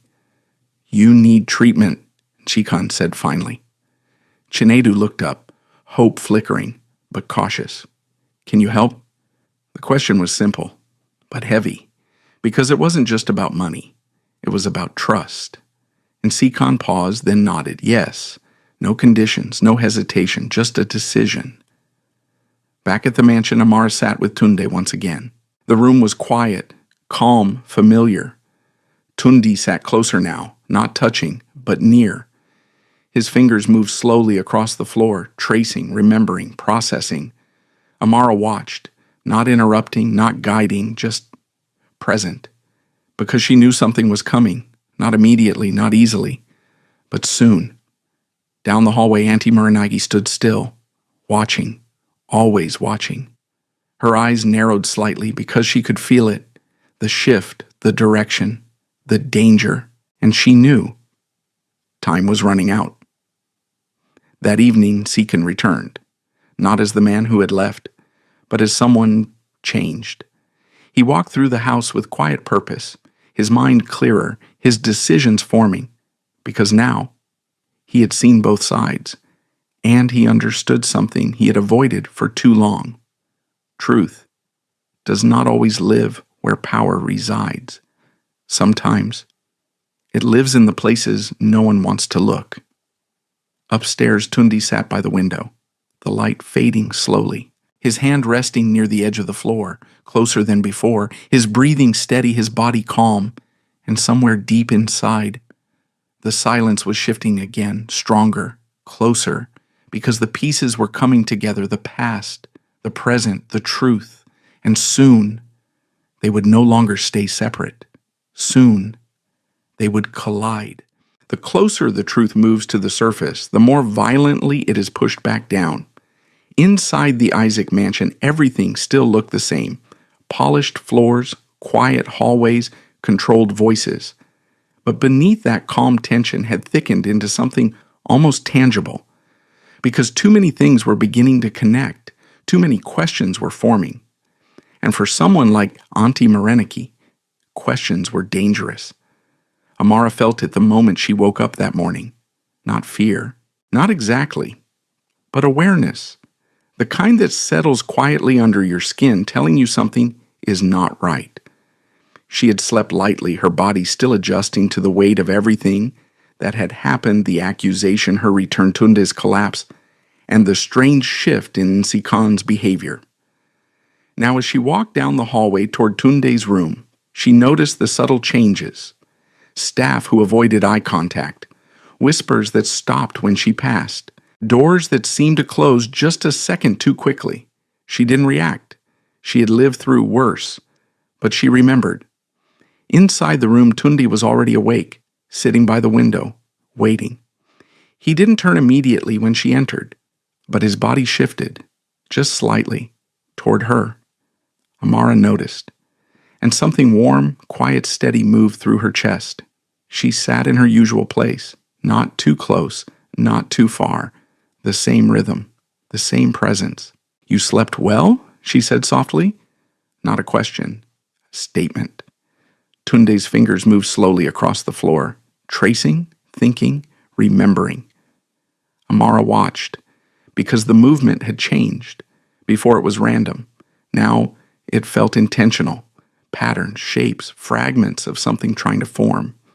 She leaned forward slightly, not interrupting, just observing. "What do you see?" she whispered. Tunde didn't respond, but his hand paused, then moved again, this time slower, more deliberate. Amara's eyes followed the movement, a line, a curve, another line. It wasn't clear, not yet, but it wasn't empty either. It was something. Outside the room, Morinike stood in silence, watching, her expression calm, but her thoughts sharp, because she had noticed it too. The boy's movements, the way he was no longer just reacting but remembering. And that gap was a problem. She turned and walked away, not rushed, not hurried, because panic was not her style. Control was, and control required precision. Later that afternoon, the opportunity came, not planned, but perfect. Mama Sadi had been called away to handle a delivery at the back of the house. Most of the staff were occupied in the kitchen. The hallway outside Tunde's room was quiet, too quiet. And Morinike moved. She entered the room without knocking. Amara stood up immediately. "Yes, Ma." Morinike didn't respond to her. Her attention was on Tunde. He had stiffened the moment she entered, not into panic, but into alertness. His body recognized something it didn't trust. Morinike walked slowly across the room, her steps measured, controlled. Then she stopped near a cabinet, opened it, and reached inside. Amara watched carefully, her instincts rising. "What are you looking for, Mia?" she asked cautiously. Morinike didn't answer. She simply removed a small object, a box, old, dark, locked. She held it for a moment, then turned. And for a brief second, her eyes met Tunde's. Something passed between them. Not words, not understanding, but recognition. Tunde's body reacted instantly. His fingers froze. His breathing changed. Subtle, but real. Amara noticed. "What is that?" she asked again. Morinike smiled faintly. "Something that does not concern you." She moved toward the door, but as she passed, she paused. Then deliberately she placed the box on a nearby table, within Tunde's line of sight, and left. The room fell silent again, but not the same silence as before. This one was heavier, charged. Tunde's eyes were fixed on the box, his body still, too still. Amara turned toward him. "Tunde." No response, but his breathing had changed again, faster, uneven. His hand twitched slightly, then stopped. Amara followed his gaze. The box, old, locked, but not forgotten. She felt it. Something about it. Something important. Slowly, carefully, she reached out, not toward Tunde, but toward the box. Her fingers hovered over it, then stopped, because this wasn't hers. This wasn't something to open without understanding, but Tunde's reaction, it wasn't random. It was memory. "Tunde," she whispered. His eyes didn't move, still locked, still trapped. "What is it?" Silence. Then his hand moved, slowly, painfully, as if pushing through something heavy. It lifted, barely, and pointed, not fully extended, but clear, toward the box. Amara's breath caught, because this was not just reaction, this was communication. His finger trembled, his body tensed, his breathing quickened, but he didn't stop. He pointed again, stronger this time, more urgent, his eyes wide, not with fear, but with something deeper, desperation. Amara's heart began to race. "What's inside?" she whispered. No answer, but his hand moved again, now shaking, now struggling, trying trying to do something more, to say something. But the words, they weren't there. Not yet. His mouth opened slightly, a breath, a sound, but nothing formed. His throat tightened. His body reacted. The tension building. Too fast. Too strong. Amara saw it immediately. No, it's okay, she said softly. She shifted closer. Not touching, but grounding. You don't have to force it. But Tunde's body didn't listen, because something inside him had been triggered, something old, something buried. The box, the voices, the night, the memory, a crash, a scream, a voice raised in anger, a woman crying, footsteps, a door slamming. And the box Tunde's body shook. His breathing broke again. But this time, it wasn't just fear. It was something else, something pushing forward, something trying to escape. Amara reached for the cloth doll, placed it beside him. It's okay, she whispered, but her eyes stayed on the box because she understood now. This wasn't random. This was connected to everything. Outside the room, Mariniki stood still, listening, waiting, because this was what she needed. Confirmation that the boy remembered something, that the risk was real, and that she had to act. Soon, inside Tunde's body slowly began to calm again. Not completely, but enough. Enough to stop the spiral. Amara stayed close, present, grounded, her mind racing, her heart steady, because now everything had changed. The accusation, the past, the silence, it was all connected, and the key was sitting on that table, locked, waiting. That night the mansion felt different again, not just tense, but expectant, because something had been uncovered, not fully, not clearly, but enough to shift the direction. In his study, Sikan sat alone, the room dim, the air still. He had received confirmation. Chinedu's surgery could be arranged immediately, no delay, no risk, and yet his mind wasn't on that. It was on something else, something closer, something inside his own house, because for the first time, he felt it, the presence of something hidden, something unresolved, something waiting to be exposed. Upstairs, Tunde lay in bed, his body still, but his mind not quiet, not anymore, because the memory had moved from deep inside, closer to the surface, closer to breaking through, and soon, very soon, silence would no longer be enough to contain it. Truth does not arrive all at once. It comes in fragments, in gestures, in broken attempts, in moments that don't yet make sense until they do. That night, the Isaac mansion did not sleep, not fully.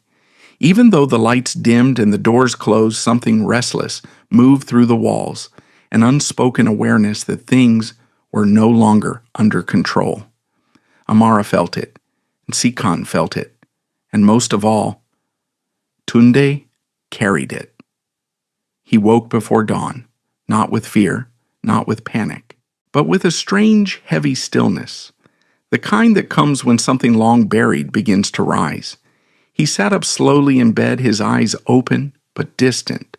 The room was quiet, familiar, but something inside him wasn't. His hand moved automatically downward toward the edge of the bed, toward the floor, toward where something had been. The box.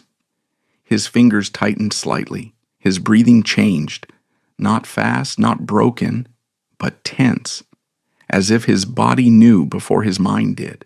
Across the room, Amara stirred. She had slept lightly again, her body attuned to every small shift in his breathing. She opened her eyes slowly and saw him sitting there, still, focused, not lost, not completely, but not fully present either. "Tunde," she whispered. He didn't respond, but he didn't pull away. That alone was enough for her to move. She sat up slowly, careful, measured, and lowered herself to the floor. The same place, the same rhythm, consistency. She followed his gaze. The table, the box, still there, still untouched, but no longer just an object. Now, it was something else, a trigger, a memory, a key. "What is it?" she asked softly. No response, but his fingers moved, slow, deliberate, tracing something on the floor again. Amara leaned forward slightly, watching. This time, the pattern was clearer.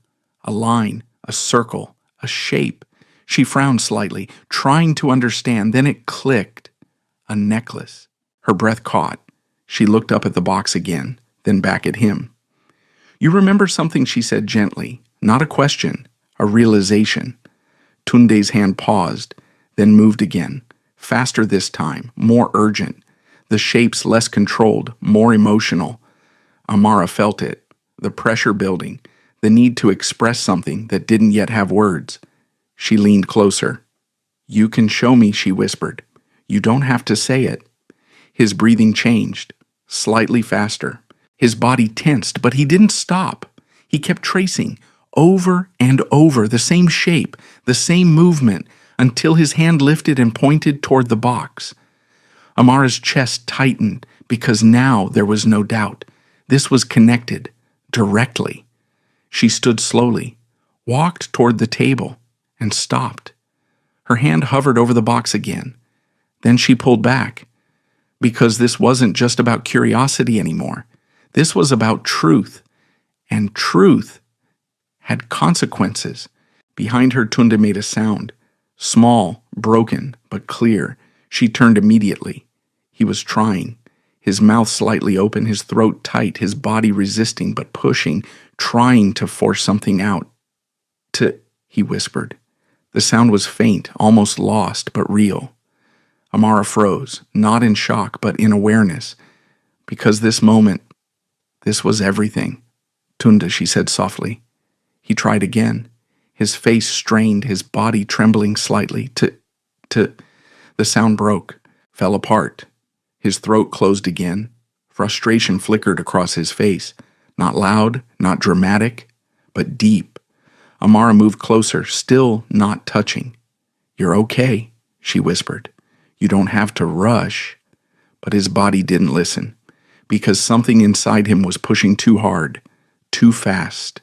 Years of silence, breaking at once. He pointed again, more urgently now. The box, the floor, the invisible shapes, his breathing uneven, his body shaking, trying to connect everything, trying to make it understood. Amara looked at him, then at the box, then back again. And this time, she made a decision. She walked to the table, picked up the box, and brought it closer, placing it on the floor between them. Tunde's eyes locked onto it instantly, his body stiff, his breath shallow. But he didn't retreat. Not this time. Amara looked at the lock, old, worn, not secure, not meant to be hidden forever. She hesitated, just for a second. Then she opened it. Inside was not money, not documents, not something ordinary. It was a necklace, gold, delicate, familiar. Amara's breath caught, because she recognized it, not from memory, but from something recent. The accusation, the one she had been blamed for stealing. But that wasn't all. Beneath the necklace, there were papers, folded, a photograph, old, faded. She picked it up slowly, looked at it, and everything shifted. Zainab, standing in the living room, holding the same necklace. But she wasn't alone. In the background, two figures, blurry but recognizable, Moreniki and Balogan, standing near the cabinet, arguing. Amara's heart began to race. She looked at the papers, opened them, account records, transactions, signatures, names, numbers that didn't match, money that didn't belong. Her hands trembled slightly, because now the picture was forming. Behind her, Tunde made another sound, stronger this time. He struggled, his face tense, his throat tight, but he didn't stop. Amara turned quickly. "It's okay," she whispered, but her voice had changed. Not just calm now, focused, because she understood. This wasn't just memory, this was truth trying to break through. Tunde whispered. The word barely formed, but it was there, clear enough, real enough. Amara's eyes widened. "You saw them?" she asked softly. He nodded. "Small, but certain. T. took..." He tried again. The sound broke. His body resisted, but the meaning, it was there. Amara looked down at the necklace, then at the papers, then back at him. "They took it," she whispered. Another nod, stronger this time, more certain. Her heart pounded, because everything had just changed. The accusation, the past, the silence, it was all connected, and the truth was no longer hidden. Outside the room, a shadow moved, quiet, careful, listening. Marinick. She had heard enough, seen enough, and now she knew. The boy remembered, the girl understood, and the secret was no longer safe. Her jaw tightened, her mind sharpened, because now there was only one option left. Inside the room, Amara held the photograph tightly, her mind racing, her breath steady, because she knew what this meant, not just for her, but for everything. "Tunde," she said softly. He looked at her, fully, for the first time, not through fear, not through confusion, but through something else, clarity. "You're not alone anymore," she whispered, and for the first time in 6 years, that was true. Downstairs, Nsikan stood in his study, unaware, but not for long, because the truth was already on its way to him, and when it arrived, nothing in that house would ever be the same again. The truth does not whisper when it finally arrives. It stands, it demands to be seen, and in rooms built on silence, it breaks everything. The Isaac boardroom had never felt this heavy, not during mergers, not during losses, not even during the investigation that followed Zainab's death.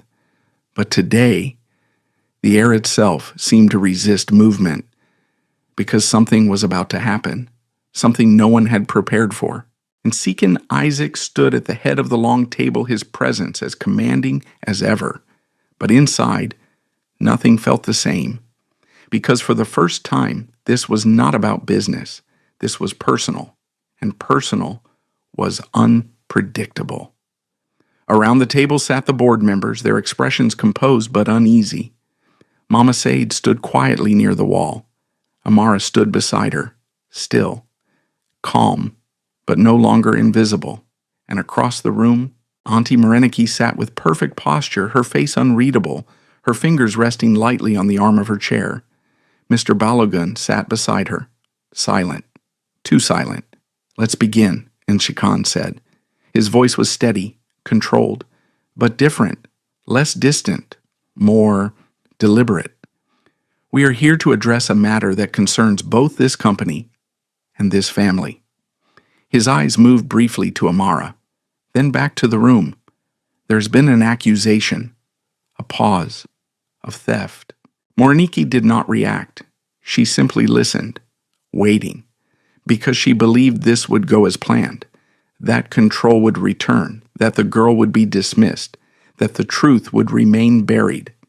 Nsikan continued, "But before any conclusion is made, we will review new information." That word "new" shifted the room, subtly, but enough. Marniki's eyes narrowed slightly. "Amara Nsikan said." Amara stepped forward, her hands steady, her breath controlled. Not because she wasn't afraid, but because she had already faced worse. She placed the photograph on the table, then the papers, one by one, carefully, deliberately. "These were found in a box in Tunde's room," she said. Her voice was soft, but clear. "They belonged to the late Mrs. Zainab Isaac." A murmur moved through the room, quiet, uncertain. Nsikan leaned forward slightly, his eyes fixed on the photograph, then the documents. His expression didn't change, but something inside him did. "What exactly are we looking at?" one of the board members asked. Amara hesitated, then spoke. "These are financial records, transactions that do not match company accounts." She paused, then, "and this," she pointed to the photograph, "shows where the necklace was before it was reported missing." All eyes moved to the image, to the figures in the background, blurry but recognizable. Moreniki didn't move, didn't react, because panic would be a mistake. "These are serious accusations," another board member said. "Where did you get this?" Amara's voice didn't waver. "From the room of the boy who saw everything." The room fell silent. Because now, the direction had changed. Mariniki finally spoke. Her tone, calm, controlled. "Are we now allowing servants to fabricate stories and present them as evidence?" Her gaze moved to Amara, sharp, dismissing. "This is inappropriate." But Nsikan didn't respond, not yet, because he was still looking at the photograph, still processing, still remembering. "Tunde brought it to me," Amara said quietly, not loudly, not defensively, just truthfully. He pointed to it. He tried to speak. A pause.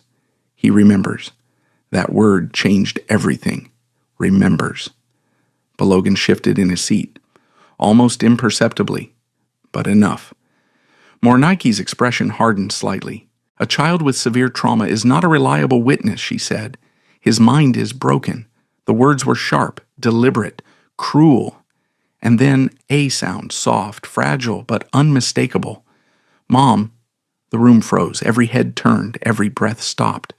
At the doorway, Tunde stood. Small, unsteady, but present. His eyes locked on Amara. Not the room, not the tension, just her. Amara's breath caught, not because of the word, but because of what it meant. Tunde took a step forward, then another, his body slightly trembling, but moving, choosing. "Mom," he said again, stronger this time, clearer. Gasps filled the room. Mama Sade covered her mouth, tears already forming, and Sikan didn't move, couldn't, because the moment he had waited for 6 years was happening, and he was not ready for it. Tunde reached Amara, stopped beside her, his hand finding the edge of her dress, just like before. But this time, he didn't hide it. He turned, slowly, facing the room, his breathing uneven, his body tense, but his voice, it was there, broken, but real. He whispered. His throat tightened, his face strained, but he didn't stop. They took... The words came slowly, painfully, but each one landed. Morinike stood up. "No." Butensikan raised his hand, not loudly, not aggressively, but enough. Silence returned. Tunde pointed, his hand shaking, but clear, toward the photograph, toward the figures. He struggled, his voice breaking, but pushing through. "Took it." His finger moved, toward Mariniki. The room collapsed into stillness, because now there was no ambiguity. Balogan stood suddenly. "This is absurd, sit down," Nsikan said. His voice was quiet, but final. Balogan froze, then slowly sat. Nsikan stepped forward, his eyes on Tunde. "Not the board? Not the evidence? His son? You saw it?" he asked. Tunde nodded, small, but certain. Nsikan closed his eyes briefly, because everything he had ignored, everything he had dismissed, everything he had buried, was now standing in front of him, speaking. He turned, slowly, facing Morinike. "Is it true?" he asked. Morinike didn't answer immediately, because for the first time, she had no control. The room waited. The silence stretched. Then she exhaled, not in defeat, but in calculation. "You don't understand what you're asking," she said, her voice still calm, still composed. "I understand enough," Nsikan replied. Another pause. Then Balogun broke. "I didn't mean he started, but it was too late, because once truth begins, it does not stop." Security was called. Documents were taken. Statements were recorded, and for the first time, the system that had protected them turned against them. Morinike didn't fight, didn't resist, because she knew the moment had passed. As she was led away, her eyes met Amara's, not with hatred, but with something colder, recognition, because she had underestimated her. The room slowly emptied, the tension dissolving into something else, something quieter, something heavier. Amara knelt beside Tunde, her hand finally resting gently over his. "You did it," she whispered. Tunda looked at her, not afraid, not broken, but free. Across the room, Sikan stood alone, watching, processing, understanding, because everything had changed. Not just the truth, not just the past, but the future. And for the first time in years, silence no longer ruled that house. It had been broken by a voice that refused to stay hidden. Justice does not always arrive with noise. Sometimes it comes quietly like a door opening after years of being locked. And when it does, everything inside begins to breathe again. The Isaac mansion did not feel the same after that day. It was still grand, still polished, still filled with everything money could provide. But something invisible had shifted, something essential, because for the first time in years, truth had been allowed to stay. The investigation moved quickly, too quickly for denial, too clearly for escape. The documents recovered from the box matched inconsistencies already buried deep within the company's financial history. Transactions were traced, signatures verified, accounts reopened, and piece by piece, the story that had been hidden behind power began to unravel. Auntie Mareniki and Mr. Balogun were formally charged, not just with financial fraud, but with manipulation concealment, and the chain of events that had led to Zainab Isaac's death. It was no longer speculation. It was evidence. And for Nsikan, that truth carried weight far beyond the courtroom, because justice, while necessary, does not erase regret. In his study, Nsikan stood alone once again, but this time the silence around him was different. Not empty, not distant, but reflective. On his desk lay the photograph, Zainab, smiling, unaware of what was coming, unprotected. He stared at it longer than usual, then spoke. I should have listened. The words were quiet, but they carried years of realization, because he had seen the signs, the tension, the questions she asked, but he had chosen not to look deeper, not to disrupt the order he had built, and in doing so, he had lost her, and almost lost his son. A knock came at the door, soft, respectful. "Come in," he said. Amara stepped inside. She paused near the entrance, not out of fear, but out of habit, because for so long this had not been her space. Sikan turned to her. For a moment neither of them spoke, because there were too many things between them, unspoken, unresolved. Finally, Chinedu's surgery has been scheduled, Nsikan said.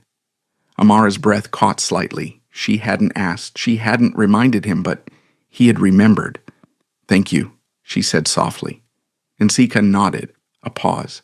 "Then, I owe you more than that." Amara shook her head gently. "No, sir." "Yes," he said quietly, not forceful, not defensive, just certain. "You came back when you didn't have to." He stepped closer. "You stood in a place that had already rejected you." Another pause. "And you stayed for him." His eyes softened slightly, something rare.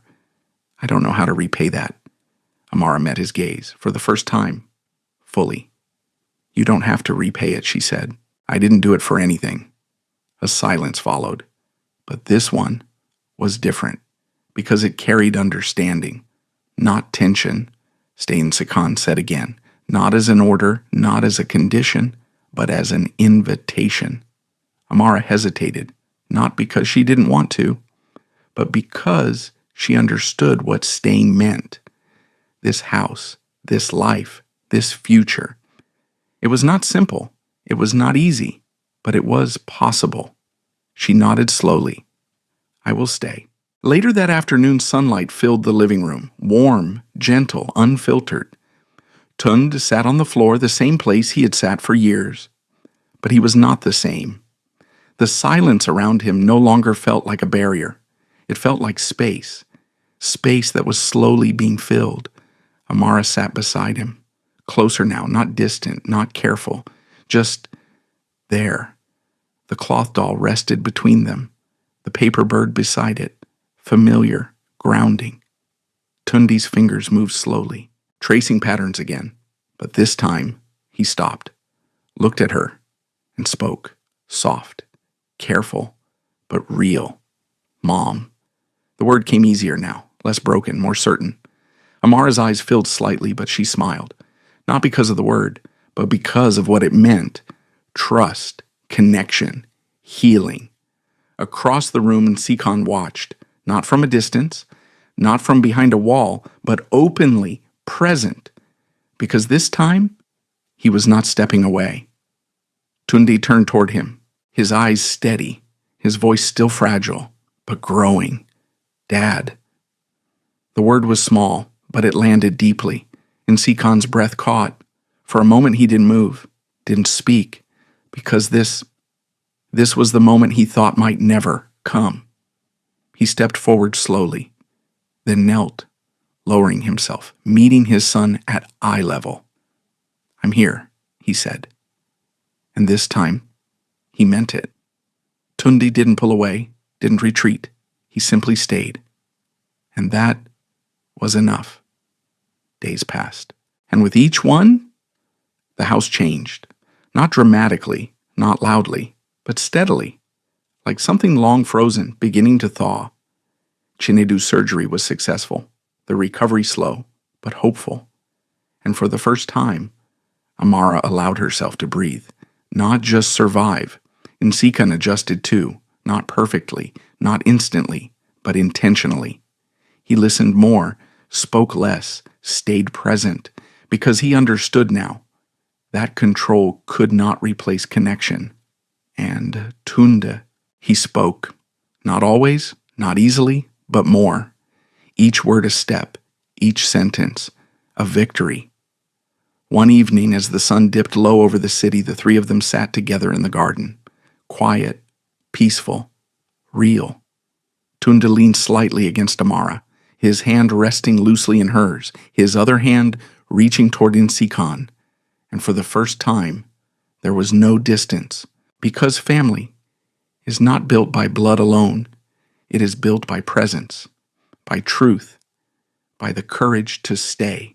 And in a house once ruled by silence, a new story had begun, one not defined by loss, but by healing, by justice, and by a voice that finally found its way home.